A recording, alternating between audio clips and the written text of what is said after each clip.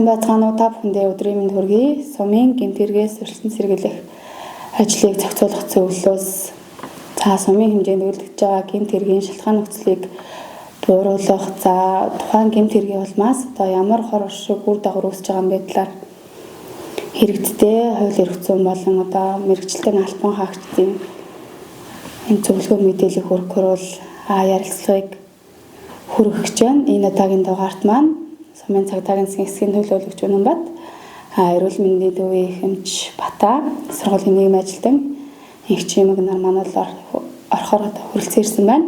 Та бүхэндээ өдрийн мэнд хүргэе. Ярилцлагын маань гол агуулга нь бол сумд гараад байгаа гэмт хэрэг маань ямар шалтгаан нөхцөл улмаас үйлдэж байгаа. Түүний үр дагавар нь ямар вэ гэдэг та бүхний мэргэжлийн үүднээс тайлбарлах, заасгүй өөрсдийнхөө нэг үзэл бодлын үүднээс ч ингээд тайлбарлах юм чөлөөтэй ярилцлага байгаа. Таад маань ингээд дэлгэрэнгүй эрдэстэй ойлголттой байдлаар яриарай. За хамгийн ихний асуулт маань бол сүүлийн 2 жилийн хугацаанд манай сумын гэмт хэргийн гаралт яг ямар гэмт хэрэг төлхөө гарч байна энэ талаарх мэдээллийг засгийн төлөөлөгч манай хөө.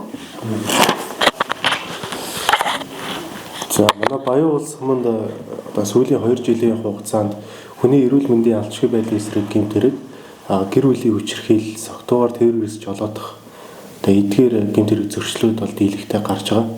Энэ гэмт хэргүүдийн шалтгаан нөхцөлийг судлахаар ихэнх нь дийлэх хувь нь согтуугаар үлдэгдсэн байдаг. Гэр бүлийн хүчирхийлэл, хүний эрүүл мэндийн алчгүй байдал гэхээр хүний эрүүл мэндэд хөнгөн байд хөөндч байдаг юм уу, тиймэрхүү охирол учруулсныг хэлнэ.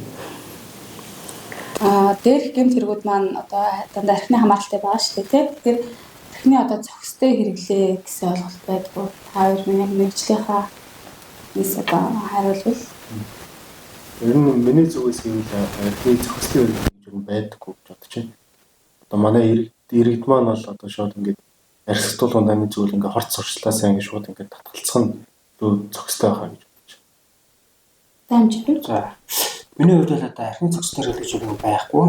Тэгээ архины стандарт хэмжээ гэж байдаг. Стандарт хэмжээ гэхэлэр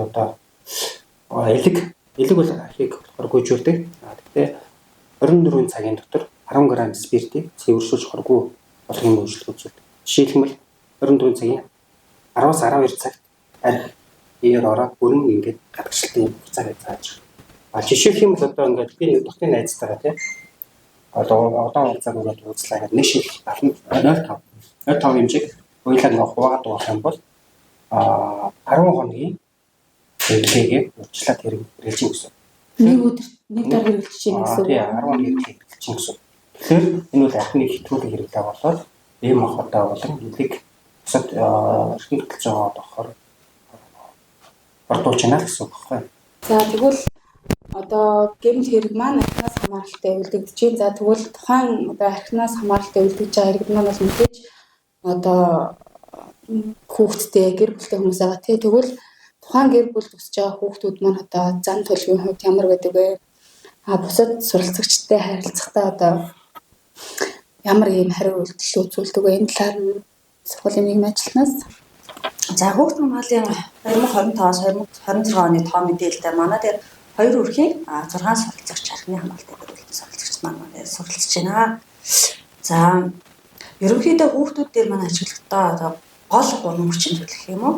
За нэгдүгээрт мэдээж хүүхд маш их сэтгэл зүйн дарамтнд эрүүлийн таагүй орчин өсөж байгаа учраас хичээл тасдал гардаг.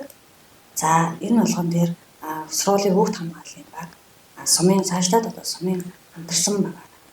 Дурч ажиллагаа гэр альчлал энэ хүрээнд ажилладаг. За хоёрт болохоор тухайн суралцагч маань би өнөөдөр манай гэр бүл өнөөдөр ийм төвшөнд байгаа. Тэгэхээр би өнөөдөр маш сайн хэрэгтэй тий. Би хариуцлагатай байх хэрэгтэй. Би хичээл сургалтын үйл ажиллагаанд идэвхтэй тий өөрийн чадхтай хийх ийм чадвартай хүүхэд байх хэрэгтэй гэдэг талаасаа зарим суралцагч өөдрөг тий бүх юм өөр дээр ачаад өөр хэмжээтэй чадварлаг хичээл суралцдаг хүүхэд байна. За нөгөө талаараа болохоор хүүхэд маань өөрөө манай гэр бүлийн орчин ийм байгаа. Би анги дээр орж ирэхээр тухайн найз нөхдөд явах тий мэдээж сургуулийн орчин бүтэнгийн найз нөхдөд байгаа. Тэгэхээр тухайн сурагчид маань болохоор хүүхдтэйгээ харилцахгүй хараад бус тий дуугүй байх харилцааны одоо тийм олон дунд одоо харилцах яриад өөрийгөө тусгаарлах тийм шинж тэмдэг илэрч яадаг. Энэ дээр болохоор мэдээж байнга үдирсэн багш гэдэг ажиллах төлөвлөгөөний дагуу ажиллана. За тэгээд нийгмийн ажилтан ганцаарч гэсэн үйлчлэгүүд зохион байгуулалт шиг ажилладаг. За иргэдийн донд байдаг бас нэг зөв програм мэдгүй байна. Мэргэжлийн үүднээс бол Батан амж маань тайлбарлах ах мэд даралт ихсэн үед арх хэрэглэхээр одоо арх хэрэглээд байдаг тийм. Энэ талаар хөлтэй яг эрүүл мэндийн үүднээс тайлбарлаа. За ер нь дуудлагаар очингууд алдагслаа гэдэг дуудлагаар очингууд энэ байхгүй болохоор талтлыг арх болгочлаа гэж яддаг. Хэр хэмжээгээр болгосон бай юм. Үгүй сандраад арх болгочлаа гэж ярьдаг. Гэхдээ энэ бол одоо эрүүл мэндийн шинжилгээ ухаанаас гаралт гэсэхэд арх зөв зөвхөстэй хэрэглээ гэж байхгүй. Түрүүний миний яриад стандарт хэмжээгээр болгоод 30 мл-ээр дуулуул. Одоо энэ маань ийм нэг онцлог гэж байдаг. Зарим нэгэнд нь бол имжлэг 30 г бол имжлэг болно. Зарим нэгэнд нь бол даралт уулахаас илүү даралтын улам өсгөөд нөгөө судасны маань даралт имжлэг маань улам нэмэгдүүлнэ гэсэн. За архины хамгаалалтад ямар өвчнүүд байдаг вэ? За архины шалтгаанд өвчин бол маш түгээмэл байдаг. Нэгдүгээрт нь болохоор нээлэг маань өөрөө өвчлөг, хоёрдугаарт зүрх судасны өвчин, мөн нөгөө гол бүтцэн эргэтэн тогтолцоо. Эдгээрүүд маань болохоор архины шалтгаанд шалтгаалж байгаа. Тухайн хүнийг өвчлөлдөг байгаа. За тэгээд ер нь гэрээрээ манай Баян сумын элгэний асуудалтай, зүрхний асуудалтай одоо замын өвчтэй маань өөртөө архийг ууж болохгүй шүү гэж хэлээд байх тусам нэг баяр хөслөг ярьж юм уу ангийн уулзалт юм уу байх үе зоох хэмжээгээр уучаа гэдэг уучдаг. Тэгээд тухайн хүн бол энийг бол хэрэгж болохгүй гэдгийг нь ойлгуулж чадхад жоохны уучаа гэдэг уучдаг. Энэ бол тухайн хүнд бол маш их сөргөн өлөвтэй.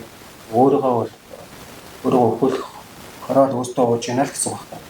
Ийм тохиолдолд зөндөө манад бүртгэгдсэн хэлээр шаяны нэг архины шалтгаанд бол элгээр асуусан хүмүүс байна.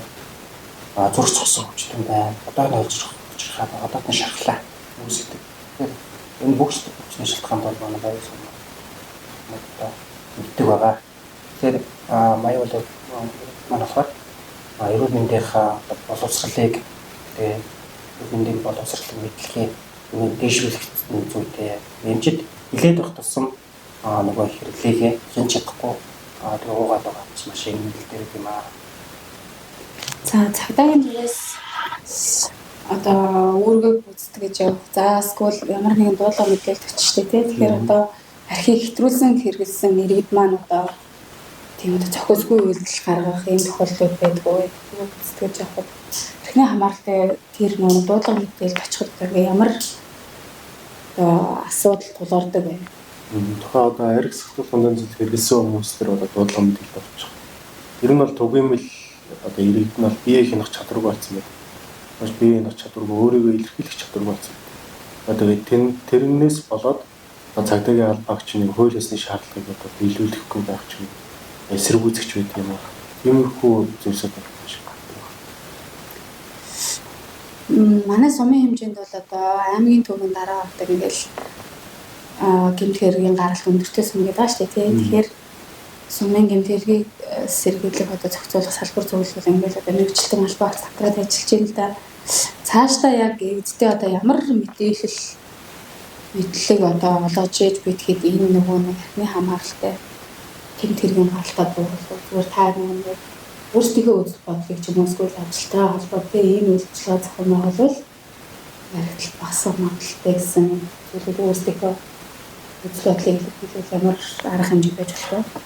Миний хувьд бол одоо энэ архины зохистой хэрэглээ буюу архины уран хэмжлэгийг ер нь баг хүүхд нас нэг эрүүл мэндийн боловсролыг өгөх гэж явуулчих юм бол энэ нийгэм маань сутар дундааны үйлдэлтэй одоо нийгэм маань одоо цаг хугацааны ирэхээр багасаа төлөвсөн архины зөвлөлийн шилжихнүүд өөр төнтэй бодгийг. Тэгээд одоо байгаа иргэдэд хэлэхээр ахуй хөвчтэй эцсийн зөвлөмж, заавар зөвлөмжийг маш сайн биелүүлэх нь тухайн хүний эрүүл мэндэд санаа нөлөөлнө. Хүний ятгаланд орж ахихаасаа илүү эмчийнхээ үгэнд ороод эрүүл амьдралын төлөө өөрийнхөө гэр бүл найз нөхдөдөө бүр хойчийнхоо ие бодосоо их багтаарэ чигмээр байна. Одоо миний зүгээс гэвэл одоо манай сумын одоо засаг даргын тамгын газар одоо гэдэг юм уу цагдаагийн тасаг одоо эрүүл мэндийн төвч байдаг юм. Ингээд тодорхой ингээд архитектур дунданы зүйлээс ингээд өрсөн зэрэглэгч гэдэг ингээд ажил арга хэмжээнүүдэд олж байгаа л да. Тодорхой ингээд ажил арга хэмжээнд тогтмол авч байгаа ч гэсэн иргэд маань ингээд дор бүрний ингээд босрлохгүйгээр ингээд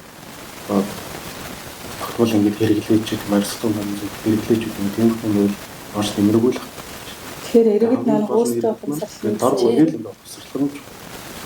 Баян суманд архитектурын ундааны зүйлээр үйлчилдэг аж ахуй нэгж хүнсний дэлгүүрүүд маань болохоор цагийн үеийн доо ажиллагч байдаг юм уу насан туршийн хүүхдэд архитектурын ундааны зүйлээр зарахгүй хэрэглэхгүй байх талаар нь хэл гэдэг юм уу тиймэрхүү адилхан хүүхний ухамсар хамгийн чухал байна. За мэдээж төрийн байгууллагууд одоо тасралтгүй мэдээллийн ажлуудыг зохион байгуулж одоо хэрэгжүүлдэг. Гэтэл өнөөдөр одоо тухайн гэр бүлийн одоо иргэн та ухамсарлахгүй бол ирээдүйд хүүхдийн орчин нөхцөл байдал тий ирээдүйн амьдрах нөхцөл байдал та одоо сөргөөр нөлөөлөх учиртай. Тиймээс та одоо архинаас татгалзаж одоо эрэг ирээдүйг хамтдаа уриалж байна.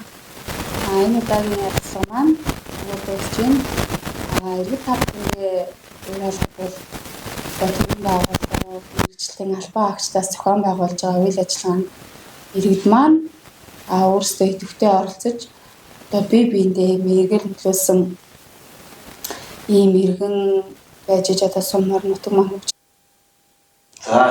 Энэ удаагийн маань ярилцлага өгөр өндөрлөж байна. За ярилцлагад оролцсон албан агчдаа баярлалаа. Ажлын амжилт хүсье.